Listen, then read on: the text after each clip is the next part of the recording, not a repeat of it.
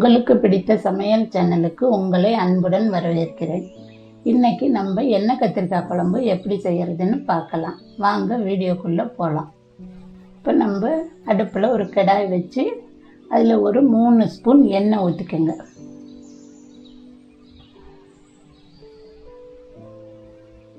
எண்ணெய் நல்லா காஞ்ச பிறகு கொஞ்சம் கடுகு போட்டுக்கோங்க. கடுகு கொஞ்சம் வெடித்த பிறகு கொஞ்சமாக வெந்தயம் சேர்த்துக்கோங்க. ரெண்டும் பொரிஞ்ச பிறகு கொஞ்சம் கருவேப்பிலை சேர்த்துக்கோங்க.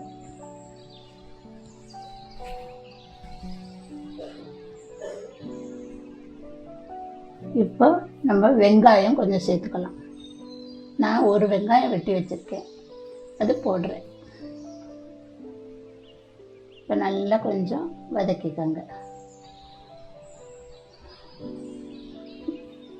இப்போ அதோட ஒரு 4-5 பல்லு பூண்டு சேர்த்து நல்லா வதக்கிக்கலாம்.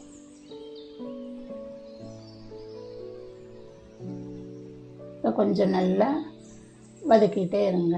கொஞ்சம் நல்லா வதங்கினதும் அது கூட நம்ம இப்போ தக்காளி சேர்த்துப்போம்.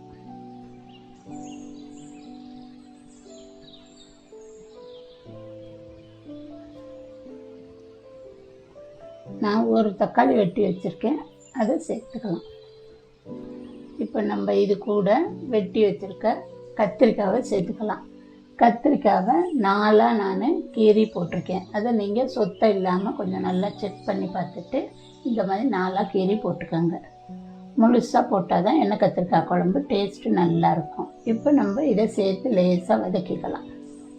உடையாமல் முடிஞ்சவரையும் வதக்குங்க. இப்போ ஒரு ஸ்பூன் மஞ்சத்தூள் சேர்த்துப்போம். இப்போ அது கூட தேவையான அளவு உப்பு சேர்த்துக்கலாம். இப்போ ரெண்டையும் சேர்த்து கொஞ்சம் நல்லா வதக்கி விட்டோன்னா உப்பெல்லாம் கொஞ்சம் நல்லா சேரும். கத்திரிக்காயில் லேசாக வதக்கிக்கோங்க. கொஞ்சம் நேரம் நல்லா வதங்கட்டும். சிம்மில் வச்சு வதக்குங்க. இப்போ நம்ம கொஞ்சம் நேரம் மூடி வச்சுப்போம். அதுக்குள்ளே நம்ம கொஞ்சம் தேங்காய் அரைச்சி எடுத்துகிட்டு வந்துக்கலாம். இப்போ அரைச்சி எடுத்துகிட்டு வந்தாச்சு. இப்போ இதை திறந்து பாருங்கள். இந்த அளவுக்கு வெந்திருந்தால் போதும். இது ஒரு 3/4 வேக்காட்டில் வெந்திருக்கு பாருங்கள். இந்த அளவு வெந்திருக்கு. நல்லா லேசாக வதக்கிக்கோங்க. இப்போ நம்ம மல்லித்தூள் ஒரு 3 ஸ்பூன் சேர்த்துக்கலாம். மிளகாத்தூள் நான் ஒரு 2 ஸ்பூன் சேர்த்துக்கிறேன். உங்களுக்கு தேவையான அளவு காரம் சேர்த்துக்கோங்க.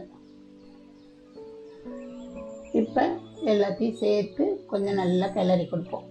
இப்போ தான் கத்திரிக்காய்க்குள்ளே இந்த காரமெல்லாம் ஏறும். லேசாக அப்படியே பொழுது கிண்டிகிட்டு இருந்தோம்னா சரியாக இருக்கும்.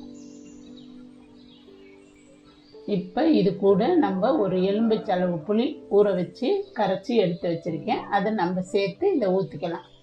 இப்போ எல்லாத்தையும் சேர்த்து ஒன்றா கொஞ்சம் நேரம் கிண்டி கொதிக்க விடுங்களாம். இந்த அளவுக்கு சேர்ந்ததும் குழம்பு நமக்கு எவ்வளோ தேவையோ அந்த அளவுக்கு இப்போ நம்ம தண்ணி சேர்த்துக்கலாம்.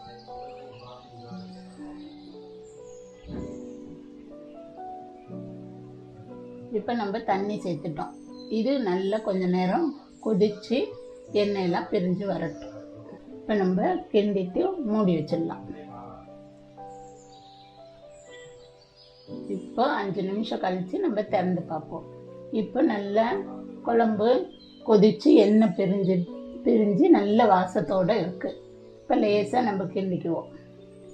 கிண்டிட்டு இப்போ நம்ம அரைச்சி வச்சிருந்த தேங்காவை சேர்த்துக்கலாம்.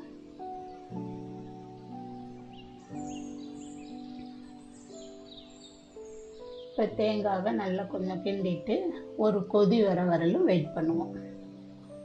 தேங்காய் கொஞ்சம் சேர்த்தோன்னா எண்ணெய் கத்திரிக்காய் குழம்புல டேஸ்ட்டு நல்லா இருக்கும். அதுக்கு தான் சேர்க்குறது.